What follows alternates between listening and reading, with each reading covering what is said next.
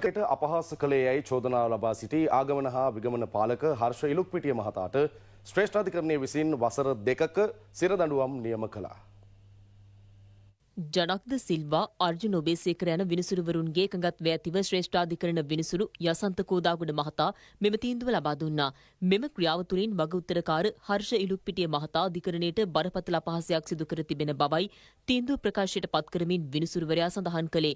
ඉකුත් රජයේ සමයේ විද්‍යුත් වීසා නිකුත් කිරීමේ කටයුතු පෞද්ගලික සමාගම් දෙකකට පැවරීමට අමාත්‍ය මණ්ඩලය තීරණය කර තිබුණා. ඒ ක්‍රියාත්මක කිරීම වළක්වාලමින් අතුරු තහනම් නියෝගයක් නිකුත් කිරීමෙන් අනතුරුව වීසා නිකුත් කිරීමේ පැරණි ක්‍රමවේදය යලි ක්‍රියාවට නංවන ලෙස ශ්‍රේෂ්ඨාධිකරණය විසින් ආගමන හා විගමන පාලකවරයාට අතුරු තහනම් නියෝගයක් නිකුත් කර තිබුණා. එම අතුරු තහනම් නියෝගයේ ක්‍රියාත්මක කිරීම පැහැරහැරීම තුළින් අධිකරණයට අපහාස කළ බවටයි ආගමන හා විගමන පාලක හර්ෂ ඉලුක්පිටිය මහතාට චෝදනා එල්ල